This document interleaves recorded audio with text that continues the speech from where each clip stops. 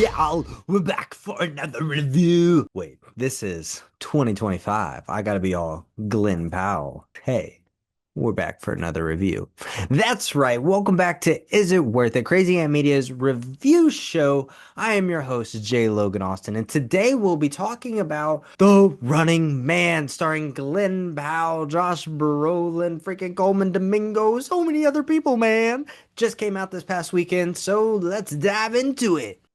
All right, and y'all know how I'm doing this thing. We're going to be talking about the highlights, the midlights, and the lowlights of this film. And man, oh man, it kind of surprised me in a couple of different ways because I wasn't expecting what it actually was, and comparing it to the original, talking to some of my Gen X people, it definitely took some liberties on some stuff and made things more intense. So let's start off with that logline and synopsis. The Running Man, it is 133 minutes long, just a little over 2 hours, about 2 hours and 13 minutes. And the synopsis says, a man joins a game show in which contestants are allowed to go anywhere in the world, but are pursued by hunters hired to kill them. And man, oh man, that doesn't even scratch the surface on what this story actually is. The budget of this bad boy was $110 million, and it's going to be a bath. Not going to lie, Paramount is going to take a massive bath on this one. Of course, this came in as an old regime film, and now David Ellison and the gang are just going to have to live with what they got with this particular product. They even paid homage to the original Running Man, which is Arnold Schwarzenegger. So yes, his film came out in 1987, and me personally, I didn't even know this was a reboot until further down the line when I was talking to like Dustin or more Gen X people. So it was very interesting. But now we're going to jump into that trailer. Let's get into it. Stop filming me!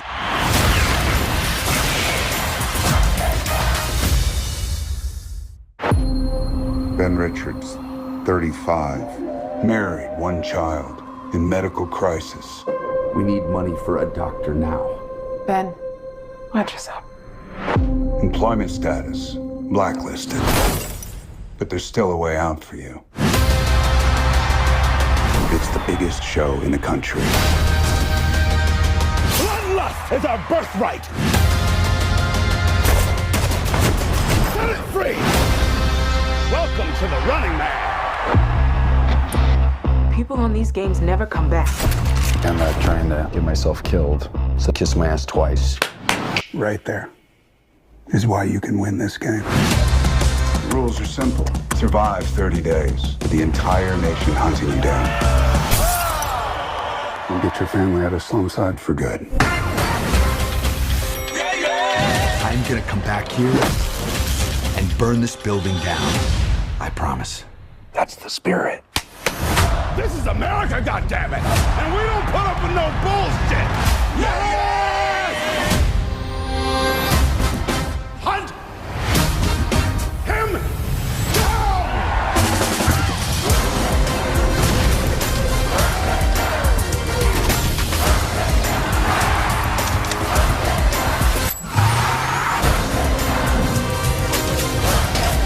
Stop filming me! Have you ever wondered if this game is rigged? Guess we'll find out.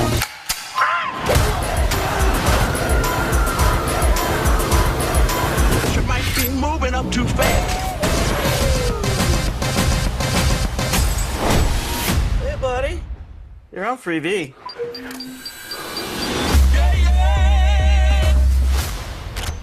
You better run!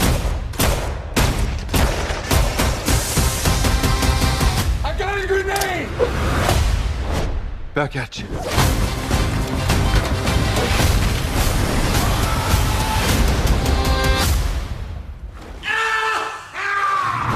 I'm still here, you shit eaters.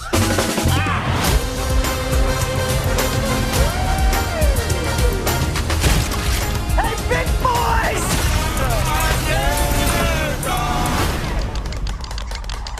Are you crazy?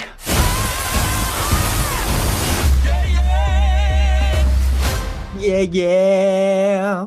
Alrighty, let's get into all the nitty gritty. Like I said, I'm going to be breaking this down by the highlights, the midlights, and the lowlights of this film. And of course, we're going to be starting with the midlights of the entire film. Man, oh man, it's very political. Not even going to lie to you. And that's kind of what I was teasing about a little bit earlier. The original, I guess, was a little political, but not as political as this one. Talking to some people who have seen the original compared to this one, compare and contrast. Man, oh man. It's kind of revolutionary in a sense to where like kind of like standing up to the government type thing. And at some points it feels a little forced. It feels like a lot, but there is a lot of parallels. I mean, let's be honest about it. There is a lot of parallels between what is happening in today's society with it being hard to eat, it being hard to just go out and live life compared to what is happening in the film. So there is a lot of similarities, of course, with it being dramatized because of Hollywood and trying to make it entertaining, but while also still trying to say a message and get it out there and kind of being like, hey, potentially way, way, way, way, way down the line, if we continue on this path, maybe we end up like this. So, I mean, that's what art's all about, talking about the possibilities of what the predicaments that we're in might lead to. So that's why I consider that a midlight because I know a lot of people don't necessarily like to talk politics or like to have things like that shoved down their throat. And it's a little forced. I will say it's a little forced, but I don't want to say shoved down your throat because I still found it very enjoyable. Don't get me wrong. But like I said, it can be a lot at certain times, at certain times.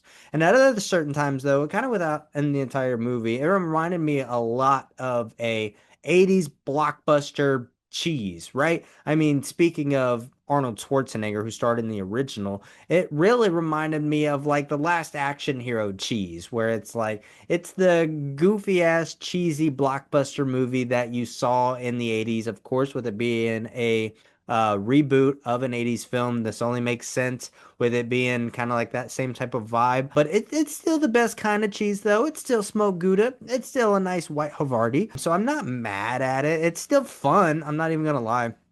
Some of the dialogue, though, is a little goofy as well. The writing can be at times poorly written, but we'll get more into that a little bit later. And another midlight, in my opinion, like there is a lot of action, a decent amount of action, but Glenn Powell himself does not really fight a lot until you get up to a certain point. So I definitely do feel like that is a midlight. I wish I would have seen more action with Glenn Powell because he made it such a point, especially in his press run, to say that he did a lot of stunts, in which he did do a lot of stunts for this film. But I do wish I would have seen more fight sequences. That's just me. That's just me. Now heading over to the lowlights of the film. Man, oh man. I'm not gonna lie. The first 10 to 15 minutes of the film, it's kind of rough. Like they try to start the storyline very quick, which I feel like is a definite low light because they're just like, here's what's happening. Boom, boom, boom, boom. I'm just like, whoa, okay, calm down. And I'm not gonna lie, I don't know if I could really buy Glenn Powell in a fatherly figure role, if that makes sense.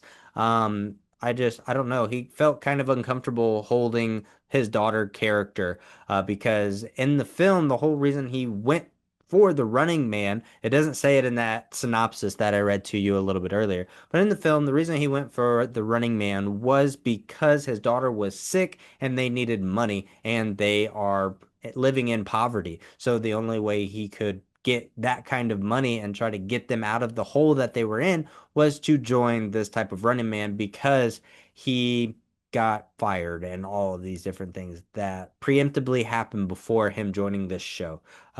So the low light being that they kind of just shove the plot to you and the storyline to you really quick. And they didn't really build off the relationship between him and his wife or him and his partner enough to where I felt like you didn't really buy them together. And which was the whole like foundation of the storyline. So you need to establish that foundation a little bit more so that you felt like you could care more about why he was doing the running man because it was very entertaining, but for the sake of it being entertaining with like explosions and hiding and being on the run, but the foundation of the storyline being he's doing this for his family was kind of cracky. So I felt like they could have done that a little bit better, in my opinion. And something that I felt like was kind of gross, just a tad bit gross. Stupid product placement, man. This felt straight out of an 80s movies as well. I mean, you had Liquid Death, goofy as hell commercial with Coleman Domingo. You had Puma, which of course they tried to. This one was kind of more subtle than the other ones.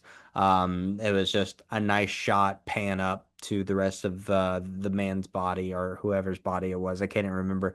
But then you had Monster, which was also a little bit more subtle, but they were big enough to where you're like, okay, I get it. Product placement. You want us to buy these things. You're advertising for these things. Chill out. So, I mean, yeah, those were kind of the lowlights in my opinion. Just like chill first 10, 15 minutes, as long as you can get past that, you're good. And then the product placement, if you don't mind that, then you'll be fine. Just the like I said, if you get past the 10, 15 minutes mark, you're fine. You'll enjoy the film. Like it's good.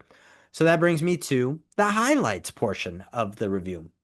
Like I've been saying, it's a fun movie. It's very fun. It reminds me of that nostalgic blockbuster that I've seen before in the past, especially from the 80s. So that was a whole lot of awesomeness. There was also a lot of clever one-liners coming from Glenn Powell. We love that. And I'd like to compare this film to The Hunger Games meets like The Truman Show, or The Hunger Games meets just like video games. It's very like interesting to see where it's at because I mean, they could have really turned this into an event style type of movie, but I don't know what happened. Like things kind of fell through the cracks to where like it didn't really have a great opening weekend. We did see that. I definitely think it could have been like more eventized, and I don't know why Paramount just didn't lean into it a little bit more. Maybe it was because the merger just happened and the Ellisons are doing so much with Skydance Paramount and trying to possibly buy Warner Brothers. So there's a lot of other aspects of the entertainment industry that I felt like they let this film fall to the wayside to where it could have been way more popular than what it was. That's just my opinion. Like I said, some nice action. You're very entertained with all the different scenarios that Glenn Powell's the running man gets put into. So that's very fun. And the acting, besides that first 10 to 15 minutes, is very freaking solid, very entertaining. And yeah, I think overall it's a fun film. It's one of those that, it's got great rewatchable value. I'm not gonna lie. Like I would put that on when I'm at home streaming, like for a rewind night or what have you. So I definitely feel like it is worth it, y'all. I even give it a 3.5 out of 5 for my letterbox review. That's because it's entertaining. It's like a step above the midway mark for entertaining. Thank you all for watching. I really appreciate it. Check out The Running Man in theaters while you can. Wicked for Good is just around the corner, so I know it's probably going to bump on off here soon. Like I said, at J Logan Austin, Crazy Ant Media, all the good places, and stay crazy, my friends.